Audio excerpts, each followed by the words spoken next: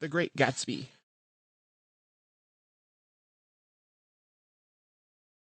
Chapter 7. It was when curiosity about Gatsby was at its highest that the lights in his house failed to go on one Saturday night, and, as obscurely as it had begun, his career as Trimalchio was over. Only gradually did I become aware that the automobiles which turned expectantly into his drive stayed for just a minute, and then drove sulkily away. Wondering if he were sick, I went over to find out.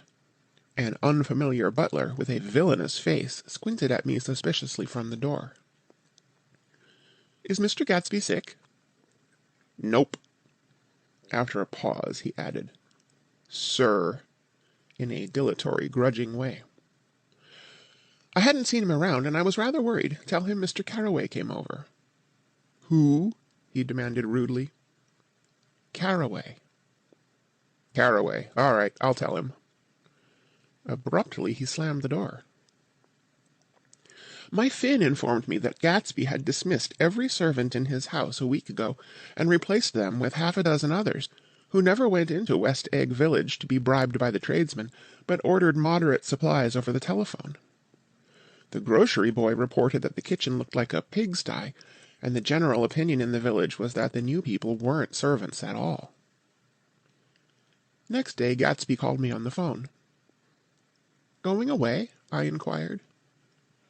"No, old sport." "I hear you fired all your servants." "I wanted somebody who wouldn't gossip.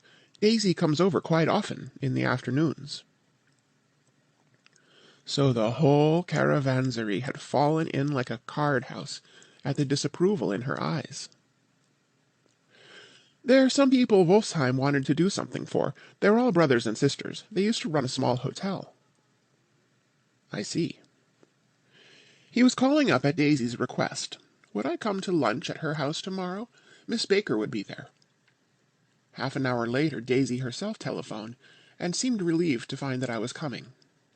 Something was up. And yet I couldn't believe that they would choose this occasion for a scene, especially for the rather harrowing scene that Gatsby had outlined in the garden. The next day was broiling, almost the last, certainly the warmest of the summer.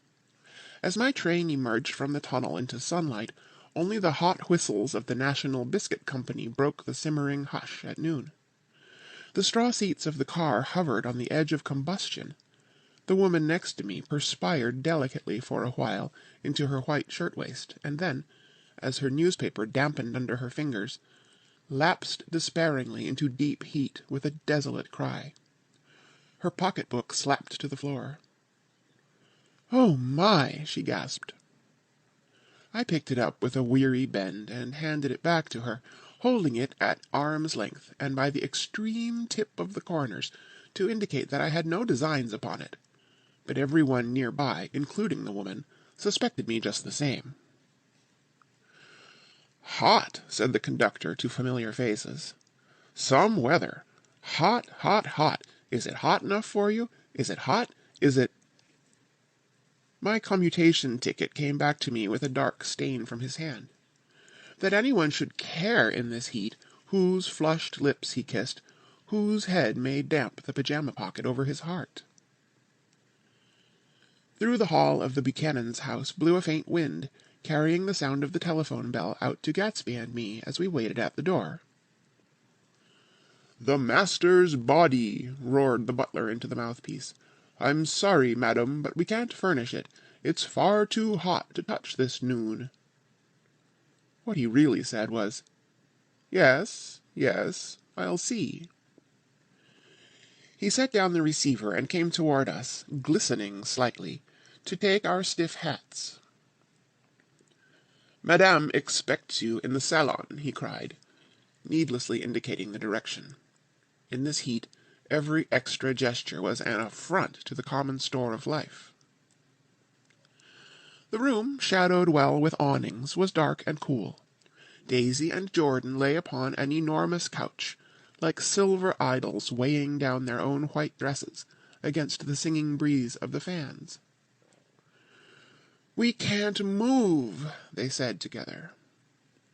Jordan's fingers, powdered white over their tan, rested for a moment in mine.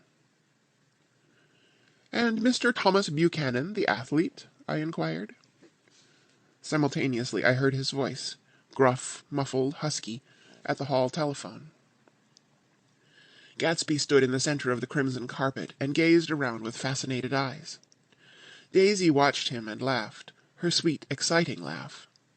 A tiny gust of powder rose from her bosom into the air. "The rumor is," whispered Jordan, "that that's Tom's girl on the telephone." We were silent. The voice in the hall rose high with annoyance. "Very well, then, I won't sell you the car at all. I'm under no obligations to you at all. And as for your bothering me about it at lunchtime, I won't stand that at all." "Holding down the receiver," said Daisy cynically. "No, he's not," I assured her. "It's a bona fide deal. I happen to know about it." Tom flung open the door, blocked out its space for a moment with his thick body, and hurried into the room. "Mr. Gatsby." He put out his broad, flat hand with well-concealed dislike. "I'm glad to see you, sir. Nick." "Make us a cold drink," cried Daisy. As he left the room again, she got up and went over to Gatsby and pulled his face down, kissing him on the mouth. "You know I love you," she murmured. "You forget there's a lady present," said Jordan. Daisy looked around doubtfully. "You kissed Nick, too." "What a low, vulgar girl." "I don't care," cried Daisy, and began to clog on the brick fireplace. Then she remembered the heat and sat down guiltily on the couch, just as a freshly laundered nurse leading a little girl came into the room. "Blessed precious," she crooned, holding out her arms. "Come to your own mother that loves you." The child, relinquished by the nurse, rushed across the room and rooted shyly into her mother's dress. "The blessed precious! Did mother get powder on your old yellowy hair? Stand up now and say howdy-do." Gatsby and I in turn leaned down and took the small, reluctant hand. Afterward he kept looking at the child with surprise. I don't think he had ever really believed in its existence before.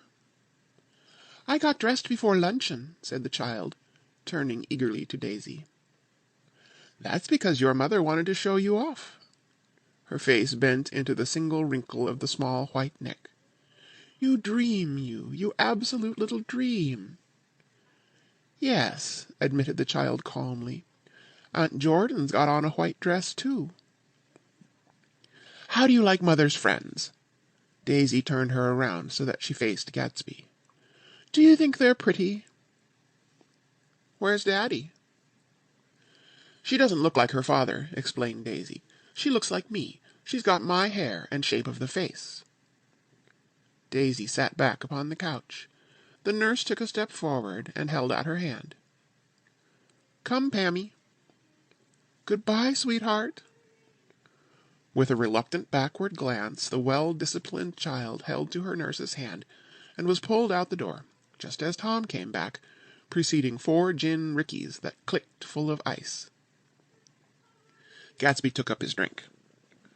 "They certainly look cool," he said, with visible tension. We drank in long, greedy swallows. "I read somewhere that the sun's getting hotter every year," said Tom genially. "It seems that pretty soon the Earth's going to fall into the sun. Or, wait a minute, it's just the opposite. The sun's getting colder every year." "Come outside," he suggested to Gatsby. "I'd like you to have a look at the place." I went with them out to the veranda. On the green Sound, stagnant in the heat, one small sail crawled slowly toward the fresher sea. Gatsby's eyes followed it momentarily. He raised his hand and pointed across the bay. "I'm right across from you." "So you are." Our eyes lifted over the rose beds and the hot lawn and the weedy refuse of the dog days along shore. Slowly the white wings of the boat moved against the cool blue limit of the sky. Ahead lay the scalloped ocean and the abounding Blessed Isles. "There's sport for you," said Tom, nodding. I'd like to be out there with him for about an hour. We had luncheon in the dining room, darkened too against the heat, and drank down nervous gaiety with the cold ale. "What'll we do with ourselves this afternoon?" cried Daisy. "And the day after that, and the next 30 years?" "Don't be morbid," Jordan said. "Life starts all over again when it gets crisp in the fall." "But it's so hot," insisted Daisy, on the verge of tears. "And everything's so confused. Let's all go to town." Her voice struggled on through the heat, beating against it, molding its senselessness into forms.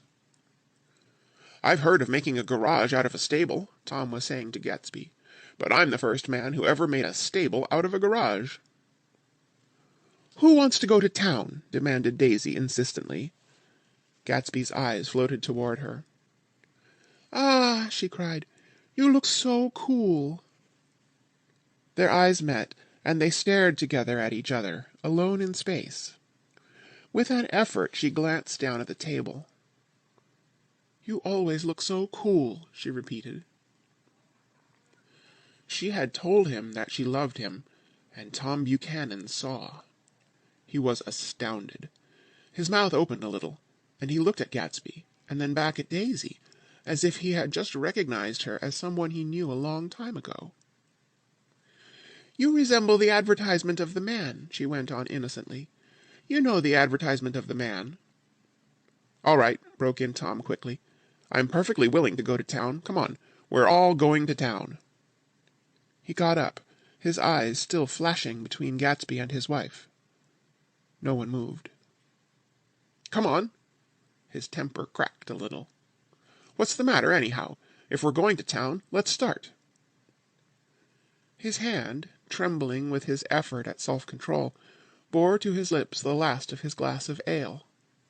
Daisy's voice got us to our feet and out onto the blazing gravel drive. "Are we just going to go?" she objected. "Like this? Aren't we going to let anyone smoke a cigarette first?" Everybody smoked all through lunch.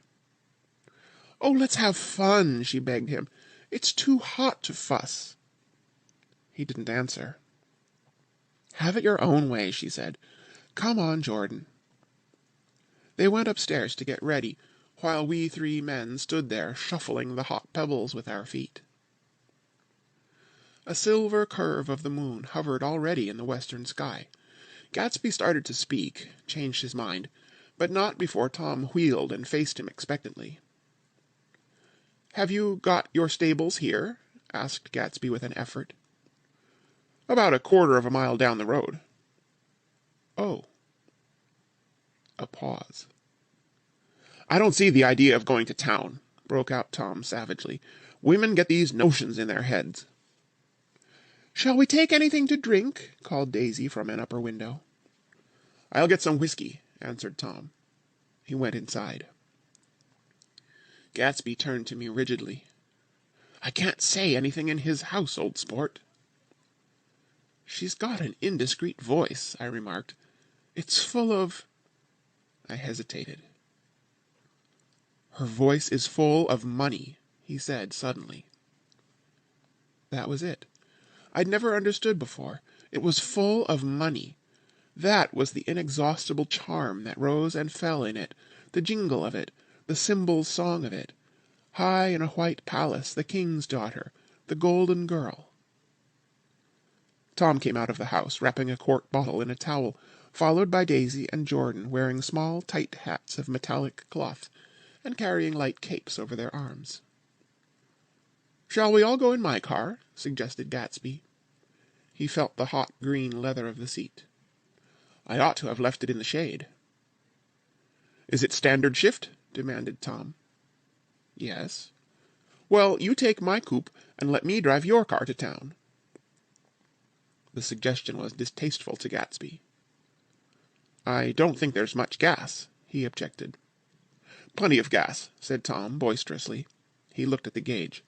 "And if it runs out, I can stop at a drugstore. You can buy anything at a drugstore nowadays." A pause followed this apparently pointless remark. Daisy looked at Tom frowning, and an indefinable expression, at once definitely unfamiliar and vaguely recognizable, as if I had only heard it described in words, passed over Gatsby's face. "Come on, Daisy," said Tom, pressing her with his hand toward Gatsby's car. "I'll take you in this circus wagon." He opened the door, but she moved out of the circle of his arm. "You take Nick and Jordan. We'll follow you in the coupe." She walked close to Gatsby, touching his coat with her hand. Jordan and Tom and I got into the front seat of Gatsby's car. Tom pushed the unfamiliar gears tentatively, and we shot off into the oppressive heat, leaving them out of sight behind. "Did you see that?" demanded Tom. "See what?" He looked at me keenly, realizing that Jordan and I must have known all along. "You think I'm pretty dumb, don't you?" he suggested. "Perhaps I am, but I have almost a second sight, sometimes, that tells me what to do. Maybe you don't believe that, but science—" He paused. The immediate contingency overtook him, pulled him back from the edge of the theoretical abyss. "I've made a small investigation of this fellow," he continued. "I could have gone deeper if I'd known." "Do you mean you've been to a medium?" inquired Jordan humorously. "What?" Confused, he stared at us as we laughed. "A medium?" "About Gatsby." "About Gatsby? No, I haven't. I said I'd been making a small investigation of his past." "And you found he was an Oxford man," said Jordan helpfully. "An Oxford man!" He was incredulous. "Like hell he is. He wears a pink suit." "Nevertheless, he's an Oxford man." "Oxford, New Mexico," snorted Tom contemptuously. "Or something like that." "Listen, Tom, if you're such a snob, why did you invite him to lunch?" demanded Jordan crossly. "Daisy invited him. She knew him before we were married, God knows where." We were all irritable now with the fading ale, and aware of it we drove for a while in silence. Then, as Dr. T.J. Eckelberg's faded eyes came into sight down the road, I remembered Gatsby's caution about gasoline. "We've got enough to get us to town," said Tom. "But there's a garage right here," objected Jordan. "I don't want to get stalled in this baking heat." Tom threw on both brakes impatiently, and we slid to an abrupt, dusty stop under Wilson's sign.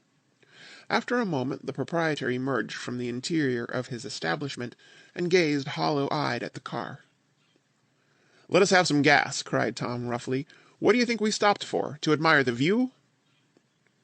"I'm sick," said Wilson, without moving. "Been sick all day." "What's the matter?" "I'm all run down." "Well, shall I help myself?" Tom demanded. "You sounded well enough on the phone." With an effort, Wilson left the shade and support of the doorway and, breathing hard, unscrewed the cap of the tank. In the sunlight his face was green. "I didn't mean to interrupt your lunch," he said, "but I need money pretty bad, and I was wondering what you were going to do with your old car." "How do you like this one?" inquired Tom. "I bought it last week." "It's a nice yellow one," said Wilson, as he strained at the handle. "Like to buy it?" "Big chance." Wilson smiled faintly. "No, but I could make some money on the other." "What do you want money for all of a sudden?" "I've been here too long. I want to get away. My wife and I want to go west."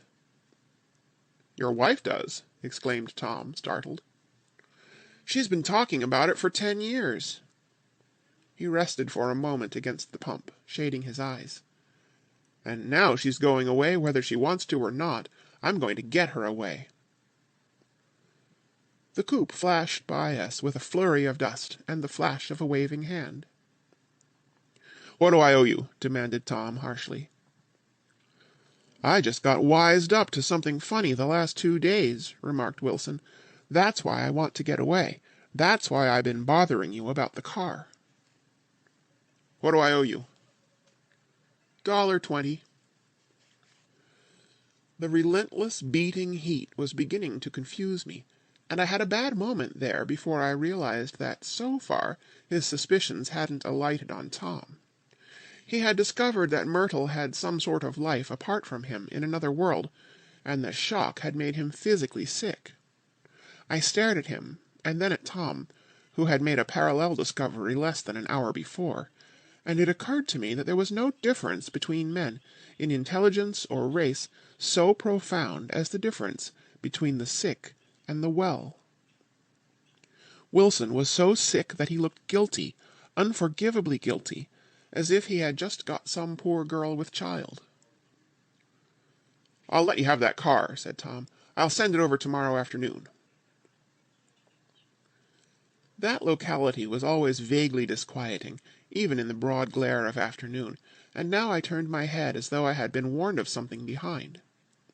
Over the ash heaps the giant eyes of Dr. T.J. Eckelberg kept their vigil, but I perceived, after a moment, that other eyes were regarding us with peculiar intensity from less than 20 feet away. In one of the windows over the garage the curtains had been moved aside a little, and Myrtle Wilson was peering down at the car. So engrossed was she that she had no consciousness of being observed, and one emotion after another crept into her face like objects into a slowly developing picture. Her expression was curiously familiar. It was an expression I had often seen on women's faces, but on Myrtle Wilson's face it seemed purposeless and inexplicable until I realized that her eyes, wide with jealous terror, were fixed not on Tom, but on Jordan Baker, whom she took to be his wife. There is no confusion like the confusion of a simple mind, and as we drove away Tom was feeling the hot whips of panic. His wife and his mistress, until an hour ago secure and inviolate, were slipping precipitately from his control. Instinct made him step on the accelerator with the double purpose of overtaking Daisy and leaving Wilson behind, and we sped along toward Astoria at 50 miles an hour until, among the spidery girders of the elevated, we came in sight of the easy-going blue coupe. "Those big movies around 50th Street are cool," suggested Jordan. "I love New York on summer afternoons when everyone's away. There's something very sensuous about it, overripe, as if all sorts of funny fruits were going to fall into your hands." The word sensuous had the effect of further disquieting Tom, but before he could invent a protest the coupe came to a stop, and Daisy signaled us to draw up alongside. "Where are we going?" she cried. "How about the movies?" "It's so hot," she complained. "You go. We'll ride around and meet you after." With an effort her wit rose faintly. "We'll meet you on some corner. I'll be the man smoking 2 cigarettes." "We can't argue about it here," Tom said impatiently, as a truck gave out a cursing whistle behind us. "You follow me to the south side of Central Park, in front of the plaza." Several times he turned his head and looked back for their car, and if the traffic delayed them he slowed up until they came into sight. I think he was afraid they would dart down a side street and out of his life forever. But they didn't. And we all took the less explicable step of engaging the parlor of a suite in the Plaza Hotel. The prolonged and tumultuous argument that ended by herding us into that room eludes me, though I have a sharp physical memory that, in the course of it, my underwear kept climbing like a damp snake around my legs, and intermittent beads of sweat raced cool across my back. The notion originated with Daisy's suggestion that we hire 5 bathrooms and take cold baths, and then assumed more tangible form as a place to have a mint julep. Each of us said over and over that it was a crazy idea. We all talked at once to a baffled clerk and thought, or pretended to think, that we were being very funny. The room was large and stifling, and though it was already 4 o'clock, opening the windows admitted only a gust of hot shrubbery from the park. Daisy went to the mirror and stood with her back to us, fixing her hair. "It's a swell suite," whispered Jordan respectfully, and everyone laughed. "Open another window," commanded Daisy, without turning around. "There aren't any more." "Well, we'd better telephone for an axe." "The thing to do is to forget about the heat," said Tom impatiently.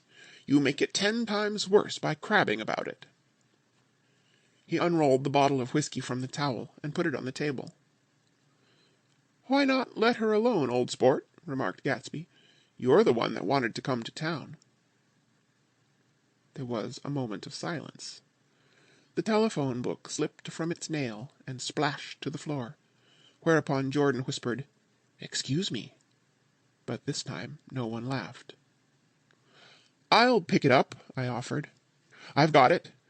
Gatsby examined the parted string, muttered, in an interested way, and tossed the book on a chair.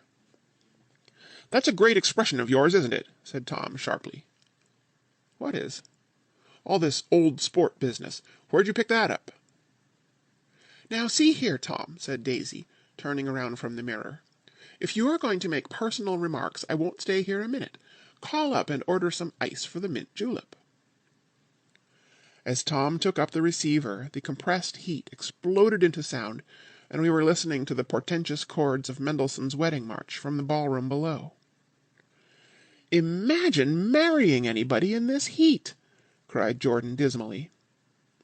"Still, I was married in the middle of June," Daisy remembered. "Louisville in June. Somebody fainted. Who was it fainted, Tom?" "Biloxi," he answered shortly. "A man named Biloxi, Blocks Biloxi, and he made boxes. That's a fact. And he was from Biloxi, Tennessee." "They carried him into my house," appended Jordan, "because we lived just 2 doors from the church, and he stayed 3 weeks, until Daddy told him he had to get out. The day after he left, Daddy died." After a moment she added, as if she might have sounded irreverent, "There wasn't any connection." "I used to know a Bill Biloxi from Memphis," I remarked. "That was his cousin. I knew his whole family history before he left. He gave me an aluminum putter that I use today." The music had died down as the ceremony began, and now a long cheer floated in at the window, followed by intermittent cries of "Yay!" and finally by a burst of jazz as the dancing began. "We're getting old," said Daisy. "If we were young, we'd rise and dance." "Remember Biloxi," Jordan warned her. "Where'd you know him, Tom?" "Biloxi?" He concentrated with an effort. "I didn't know him. He was a friend of Daisy's." "He was not," she denied. "I'd never seen him before. He came down in the private car." "Well, he said he knew you. He said he was raised in Louisville. Asa Bird brought him around at the last minute and asked if we had room for him." Jordan smiled. "He was probably bumming his way home. He told me he was president of your class at Yale." Tom and I looked at each other blankly. Biloxi? First place, we didn't have any president. Gatsby's foot beat a short, restless tattoo, and Tom eyed him suddenly. "By the way, Mr. Gatsby, I understand you're an Oxford man." "Not exactly." "Oh, yes, I understand you went to Oxford." "Yes, I went there." A pause. Then Tom's voice, incredulous and insulting. "You must have gone there about the time Biloxi went to New Haven." Another pause. A waiter knocked and came in with crushed mint and ice, but the silence was unbroken by his "Thank you," and the soft closing of the door. This tremendous detail was to be cleared up at last. "I told you I went there," said Gatsby. "I heard you, but I'd like to know when." "It was in 1919. I only stayed 5 months. That's why I can't really call myself an Oxford man." Tom glanced around to see if we mirrored his unbelief, but we were all looking at Gatsby. "It was an opportunity they gave to some of the officers after the armistice," he continued. "We could go to any of the universities in England or France." I wanted to get up and slap him on the back. I had one of those renewals of complete faith in him that I'd experienced before. Daisy rose, smiling faintly, and went to the table. "Open the whiskey, Tom," she ordered, "and I'll make you a mint julep. Then you won't seem so stupid to yourself. Look at the mint." "Wait a minute," snapped Tom. I want to ask Mr. Gatsby one more question." "Go on," Gatsby said politely. "What kind of a row are you trying to cause in my house, anyhow?" "He isn't causing a row." Daisy looked desperately from one to the other. "You're causing a row. Please have a little self-control." "Self-control?" repeated Tom incredulously. "I suppose the latest thing is to sit back and let Mr. Nobody from Nowhere make love to your wife.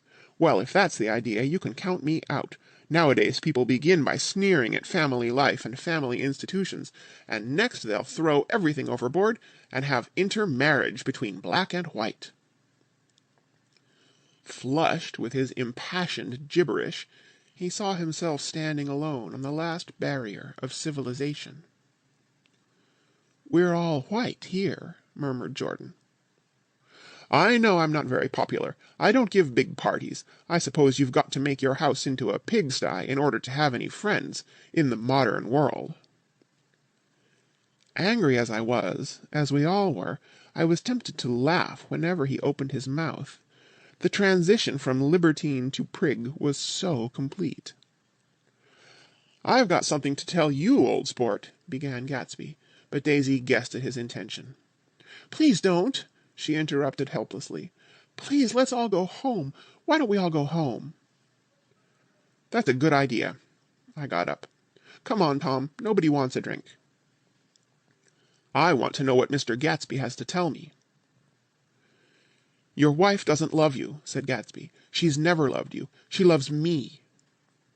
"You must be crazy!" exclaimed Tom automatically. Gatsby sprang to his feet, vivid with excitement.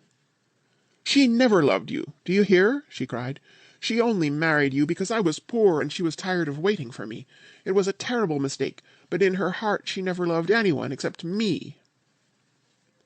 At this point Jordan and I tried to go, but Tom and Gatsby insisted with competitive firmness that we remain, as though neither of them had anything to conceal, and it would be a privilege to partake vicariously of their emotions. "Sit down, Daisy." Tom's voice groped unsuccessfully for the paternal note. "What's been going on? I want to hear all about it." "I told you what's been going on," said Gatsby. "Going on for 5 years, and you didn't know." Tom turned to Daisy sharply. "You've been seeing this fellow for 5 years?" "Not seeing," said Gatsby. "No, we couldn't meet. But both of us loved each other all that time, old sport, and you didn't know. I used to laugh sometimes." But there was no laughter in his eyes. "To think that you didn't know." "Oh, that's all." Tom tapped his thick fingers together like a clergyman and leaned back in his chair. "You're crazy," he exploded. "I can't speak about what happened 5 years ago, because I didn't know Daisy then, and I'll be damned if I see how you got within a mile of her unless you brought the groceries to the back door. But all the rest of that's a goddamned lie. Daisy loved me when she married me, and she loves me now." "No," said Gatsby, shaking his head. "She does, though. The trouble is that sometimes she gets foolish ideas in her head and doesn't know what she's doing." He nodded sagely. "And what's more, I love Daisy, too. Once in a while I go off on a spree and make a fool of myself, but I always come back, and in my heart I love her all the time." "You're revolting," said Daisy. She turned to me, and her voice, dropping an octave lower, filled the room with thrilling scorn. "Do you know why we left Chicago? I'm surprised that they didn't treat you to the story of that little spree." Gatsby walked over and stood beside her. "Daisy, that's all over now," he said earnestly. "It doesn't matter any more. Just tell him the truth, that you never loved him, and it's all wiped out forever." She looked at him blindly. "Why, how could I love him, possibly?" "You never loved him." She hesitated. Her eyes fell on Jordan and me with a sort of appeal, as though she realized at last what she was doing, and as though she had never, all along, intended doing anything at all. But it was done now. It was too late. "I never loved him," she said, with perceptible reluctance. "Not at Kapiolani?" demanded Tom suddenly. "No." From the ballroom beneath, muffled and suffocating chords were drifting up on hot waves of air. "Not that day I carried you down from the punch bowl to keep your shoes dry?" There was a husky tenderness in his tone. "Daisy?" "Please don't." Her voice was cold, but the rancor had gone from it. She looked at Gatsby. "There, Jay," she said, but her hand, as she tried to light a cigarette, was trembling. Suddenly she threw the cigarette and the burning match on the carpet. "Oh, you want too much!" she cried to Gatsby. "I love you now. Isn't that enough? I can't help what's past." She began to sob helplessly. "I did love him once, but I loved you too." Gatsby's eyes opened and closed. "You loved me too?" he repeated.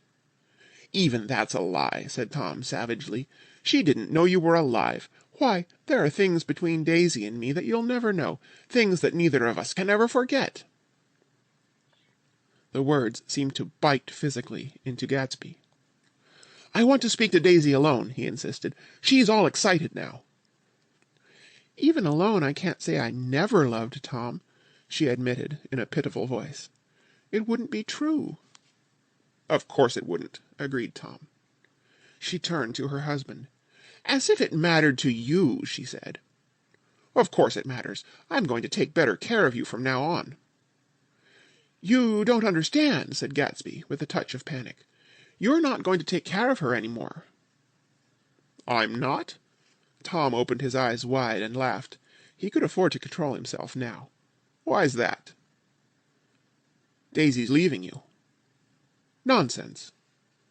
"I am, though," she said, with a visible effort. "She's not leaving me." Tom's words suddenly leaned down over Gatsby.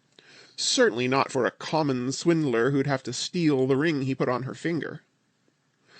"Oh, I won't stand this!" cried Daisy. "Oh, please, let's get out." "Who are you, anyhow?" broke out Tom. "You're one of that bunch that hangs around with Meyer Wolfsheim. That much I happen to know. I've made a little investigation into your affairs, and I'll carry it further tomorrow." "You can suit yourself about that, old sport," said Gatsby steadily. "I found out what your drug stores were." He turned to us and spoke rapidly. "He and this Wolfsheim bought up a lot of side street drug stores here and in Chicago and sold grain alcohol over the counter. That's one of his little stunts. I picked him for a bootlegger the first time I saw him, and I wasn't far wrong." "What about it?" said Gatsby, politely. "I guess your friend Walter Chase wasn't too proud to come in on it." "And you left him in the lurch, didn't you? You let him go to jail for a month over in New Jersey. God, you ought to hear Walter on the subject of you." "He came to us dead broke. He was very glad to pick up some money, old sport." "Don't you call me old sport!" cried Tom. Gatsby said nothing. "Walter could have you up on the betting laws, too, but Wolfsheim scared him into shutting his mouth." That unfamiliar yet recognizable look was back again in Gatsby's face. "That drugstore business was just small change," continued Tom slowly. "But you've got something on now that Walter's afraid to tell me about." I glanced at Daisy, who was staring terrified between Gatsby and her husband, and at Jordan, who had begun to balance an invisible but absorbing object on the tip of her chin. Then I turned back to Gatsby, and was startled at his expression. He looked, and this is said in all contempt for the babbled slander of his garden, as if he had killed a man. For a moment the set of his face could be described in just that fantastic way. It passed, and he began to talk excitedly to Daisy, denying everything, defending his name against accusations that had not been made.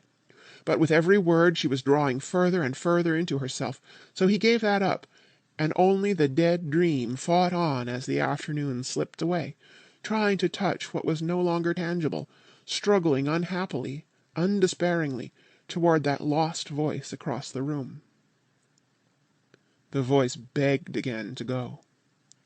"Please, Tom, I can't stand this any more." Her frightened eyes told that whatever intentions, whatever courage she had had, were definitely gone. "You two start on home, Daisy," said Tom, "in Mr. Gatsby's car." She looked at Tom, alarmed now, but he insisted with magnanimous scorn. "Go on. He won't annoy you. I think he realizes that his presumptuous little flirtation is over." They were gone, without a word, snapped out, made accidental, isolated, like ghosts even from our pity. After a moment Tom got up and began wrapping the unopened bottle of whiskey in the towel.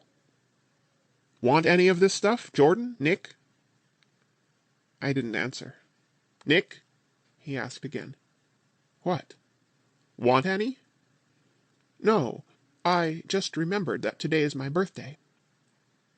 I was 30. Before me stretched the portentous, menacing road of a new decade. It was 7 o'clock when we got into the coupe with him and started for Long Island. Tom talked incessantly, exulting and laughing, but his voice was as remote from Jordan and me as the foreign clamor on the sidewalk or the tumult of the elevated overhead. Human sympathy has its limits, and we were content to let all their tragic arguments fade with the city lights behind. 30. The promise of a decade of loneliness, a thinning list of single men to know, a thinning briefcase of enthusiasm, thinning hair. But there was Jordan beside me, who, unlike Daisy, was too wise ever to carry well-forgotten dreams from age to age. As we passed over the dark bridge, her wan face fell lazily against my coat's shoulder, and the formidable stroke of 30 died away with the reassuring pressure of her hand. So we drove on toward death through the cooling twilight. The young Greek, Michaelis, who ran the coffee joint beside the ash heaps, was the principal witness at the inquest. He had slept through the heat until after 5, when he strolled over to the garage and found George Wilson sick in his office. Really sick, pale as his own pale hair, and shaking all over. Michaelis advised him to go to bed, but Wilson refused, saying that he'd miss a lot of business if he did. While his neighbor was trying to persuade him, a violent racket broke out overhead. "I've got my wife locked up in there," explained Wilson calmly. "She's going to stay there till the day after tomorrow, and then we're going to move away." Michaelis was astonished. They had been neighbors for 4 years, and Wilson had never seemed faintly capable of such a statement. Generally, he was one of these worn-out men. When he wasn't working, he sat on a chair in the driveway and stared at the people and the cars that passed along the road. When anyone spoke to him, he invariably laughed in an agreeable, colorless way. He was his wife's man, and not his own. So naturally, Michaelis tried to find out what had happened, but Wilson wouldn't say a word. Instead, he began to throw curious, suspicious glances at his visitor, and ask him what he'd been doing at certain times on certain days. Just as the latter was getting uneasy, some workmen came past the door bound for his restaurant, and Michaelis took the opportunity to get away, intending to come back later. But he didn't. He supposed he forgot to, that's all. When he came outside again, a little after 7, he was reminded of the conversation because he heard Mrs. Wilson's voice, loud and scolding, downstairs in the garage. "Beat me!" he heard her cry. "Throw me down and beat me, you dirty little coward!" A moment later she rushed out into the dusk, waving her hands and shouting. Before he could move from his door, the business was over. The death car, as the newspapers called it, didn't stop. It came out of the gathering darkness, wavered tragically for a moment, and then disappeared around the next bend. Michaelis wasn't even sure of its color. He told the first policeman that it was light green. The other car, the one going toward New York, came to rest 100 yards beyond, and its driver hurried back to where Myrtle Wilson, her life violently extinguished, knelt in the road and mingled her thick, dark blood with the dust. Michaelis and this man reached her first, but when they had torn open her shirtwaist, still damp with perspiration, they saw that her left breast was swinging loose like a flap, and there was no need to listen for the heart beneath. The mouth was wide open and ripped at the corners, as though she had choked a little in giving up the tremendous vitality she had stored so long. We saw the 3 or 4 automobiles and the crowd when we were still some distance away. "Rex," said Tom, "that's good. Wilson'll have a little business at last." He slowed down, but still without any intention of stopping, until, as we came nearer, the hushed, intent faces of the people at the garage door made him automatically put on the brakes. "We'll take a look," he said doubtfully. "Just a look." I became aware now of a hollow, wailing sound which issued incessantly from the garage, a sound which, as we got out of the coupe and walked toward the door, resolved itself into the words, "Oh, my God!" uttered over and over in a gasping moan. "There's some bad trouble here," said Tom excitedly. He reached up on tiptoes and peered over a circle of heads into the garage, which was lit only by a yellow light in a swinging wire basket overhead. Then he made a harsh sound in his throat, and with a violent thrusting movement of his powerful arms, pushed his way through. The circle closed up again with a running murmur of expostulation. It was a minute before I could see anything at all. Then new arrivals deranged the line, and Jordan and I were pushed suddenly inside. Myrtle Wilson's body, wrapped in a blanket, and then in another blanket, as though she suffered from a chill in the hot night, lay on a work table by the wall, and Tom, with his back to us, was bending over it, motionless. Next to him stood a motorcycle policeman taking down names, with much sweat and correction, in a little book. At first I couldn't find the source of the high, groaning words that echoed clamorously through the bare garage. Then I saw Wilson standing on the raised threshold of his office, swaying back and forth, and holding to the doorposts with both hands. Some man was talking to him in a low voice, and attempting, from time to time, to lay a hand on his shoulder, but Wilson neither heard nor saw. His eyes would drop slowly from the swinging light to the laden table by the wall, and then jerk back to the light again, and he gave out incessantly his high, horrible call. "Oh, my God! Oh, my God! Oh, God! Oh, my God!" Presently Tom lifted his head with a jerk, and, after staring around the garage with glazed eyes, addressed a mumbled, incoherent remark to the policeman. "M-A-Y," the policeman was saying. "O—" "No, R," corrected the man. "M-A-Y-R-O." "Listen to me," muttered Tom fiercely. "R," said the policeman. "O. G. G." He looked up as Tom's broad hand fell sharply on his shoulder. "What you want, fella?" "What happened? That's what I want to know." "Auto hit her. Instantly killed." "Instantly killed," repeated Tom, staring. "She ran out in a road. Son of a bitch didn't even stop his car." "There was 2 cars," said Michaelis. "One comin', one goin', see?" "Going where?" asked the policeman keenly. "One goin' each way. Well, she—" His hand rose toward the blankets, but stopped halfway and fell to his side. "She ran out there, and the one comin' from New York knocked right into her, goin' 30 or 40 miles an hour." "What's the name of this place here?" demanded the officer. "Hasn't got any name." A pale, well-dressed Negro stepped near. "It was a yellow car," he said. "Big yellow car, new." "See the accident?" asked the policeman. "No, but the car passed me down the road, going faster than 40, going 50, 60. "Come here, and let's have your name. Look out now, I want to get his name." Some words of this conversation must have reached Wilson, swaying in the office door, for suddenly a new theme found voice among his gasping cries. "You don't have to tell me what kind of car it was. I know what kind of car it was." Watching Tom, I saw the wad of muscle back of his shoulder tighten under his coat.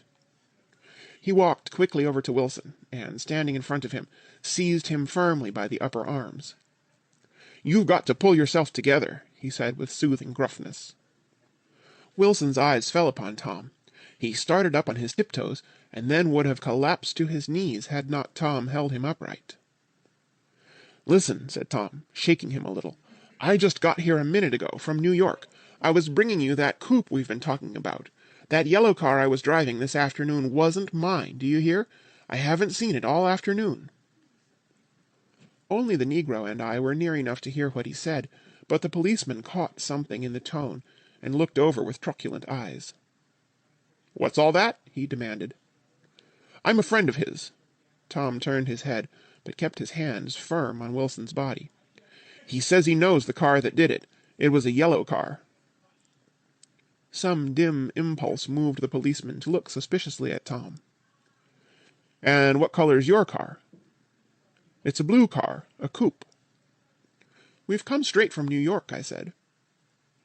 Someone who had been driving a little behind us confirmed this, and the policeman turned away. "Now, if you'll let me have that name again correct—" Picking up Wilson like a doll, Tom carried him into the office, set him down in a chair, and came back. "If somebody'll come here and sit with him," he snapped authoritatively. He watched while the two men standing closest glanced at each other, and went unwillingly into the room. Then Tom shut the door on them, and came down the single step, his eyes avoiding the table. As he passed close to me, he whispered, "Let's get out." Self-consciously, with his authoritative arms breaking the way, we pushed through the still-gathering crowd, passing a hurried doctor, case in hand, who had been sent for in wild hope half an hour ago. Tom drove slowly until we were beyond the bend, then his foot came down hard, and the coupe raced along through the night. In a little while I heard a low, husky sob, and saw that the tears were overflowing down his face. "The goddamned coward," he whimpered. "He didn't even stop his car." The Buchanan's house floated suddenly toward us through the dark, rustling trees. Tom stopped beside the porch and looked up at the second floor, where two windows bloomed with light among the vines. "Daisy's home," he said. As we got out of the car, he glanced at me and frowned slightly. "I ought to have dropped you in West Egg, Nick. There's nothing we can do tonight." A change had come over him, and he spoke gravely and with decision. As we walked across the moonlight gravel to the porch, he disposed of the situation in a few brisk phrases. "I'll telephone for a taxi to take you home, and while you're waiting, you and Jordan better go in the kitchen and have them get you some supper, if you want any." He opened the door. "Come in." "No, thanks, but I'd be glad if you'd order me the taxi. I'll wait outside."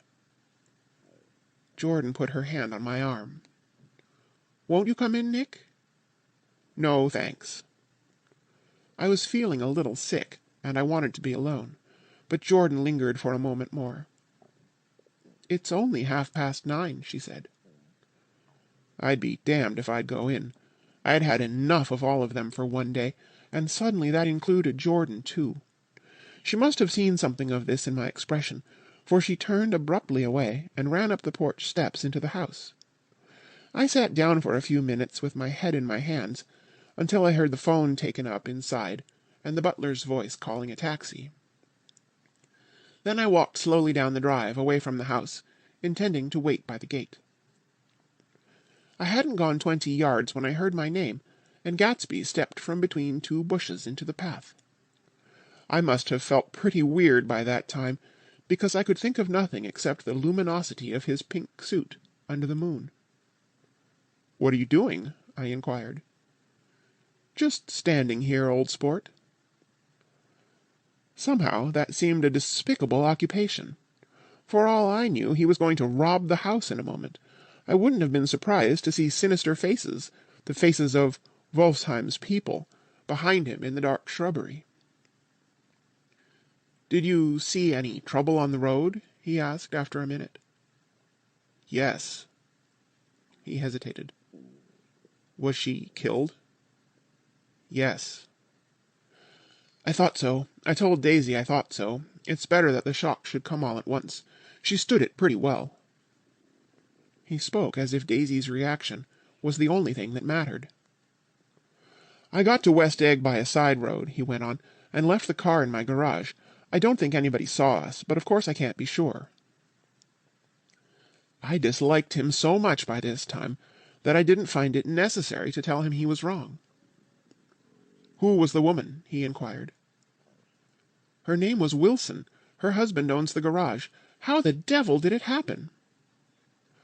"Well, I tried to swing the wheel—" He broke off, and suddenly I guessed at the truth. "Was Daisy driving?" "Yes," he said after a moment. "But of course I'll say I was. You see, when we left New York she was very nervous, and she thought it would steady her to drive. And this woman rushed out at us just as we were passing a car coming the other way. It all happened in a minute, but it seemed to me that she wanted to speak to us, thought we were somebody she knew. Well, first Daisy turned away from the woman toward the other car, and then she lost her nerve and turned back. The second my hand reached the wheel, I felt the shock. It must have killed her instantly." "It ripped her open." "Don't tell me, old sport." He winced. "Anyhow, Daisy stepped on it. I tried to make her stop, but she couldn't, so I pulled on the emergency brake. Then she fell over into my lap, and I drove on." "She'll be all right tomorrow," he said presently. "I'm just going to wait here and see if he tries to bother her about that unpleasantness this afternoon. She's locked herself into her room, and if he tries any brutality she's going to turn the light out and on again." "He won't touch her," I said. "He's not thinking about her." "I don't trust him, old sport." "How long are you going to wait?" "All night, if necessary. Anyhow, till they all go to bed." A new point of view occurred to me. Suppose Tom found out that Daisy had been driving. He might think he saw a connection in it. He might think anything. I looked at the house. There were 2 or 3 bright windows downstairs, and the pink glow from Daisy's room on the second floor. "You wait here," I said. "I'll see if there's any sign of a commotion." I walked back along the border of the lawn, traversed the gravel softly, and tiptoed up the veranda steps. The drawing-room curtains were open, and I saw that the room was empty. Crossing the porch where we had dined that June night 3 months before, I came to a small rectangle of light, which I guessed was the pantry window. The blind was drawn, but I found a rift at the sill. Daisy and Tom were sitting opposite each other at the kitchen table, with a plate of cold fried chicken between them, and 2 bottles of ale. He was talking intently across the table at her, and in his earnestness his hand had fallen upon and covered her own. Once in a while she looked up at him, and nodded in agreement. They weren't happy, and neither of them had touched the chicken or the ale, and yet they weren't unhappy either. There was an unmistakable air of natural intimacy about the picture, and anybody would have said that they were conspiring together. As I tiptoed from the porch, I heard my taxi feeling its way along the dark road toward the house. Gatsby was waiting where I had left him in the drive. "Is it all quiet up there?" he asked anxiously. "Yes, it's all quiet." I hesitated. "You'd better come home and get some sleep." He shook his head. "I want to wait here till Daisy goes to bed. Good night, old sport." He put his hands in his coat pockets, and turned back eagerly to his scrutiny of the house, as though my presence marred the sacredness of the vigil. So I walked away and left him standing there in the moonlight. Watching over nothing.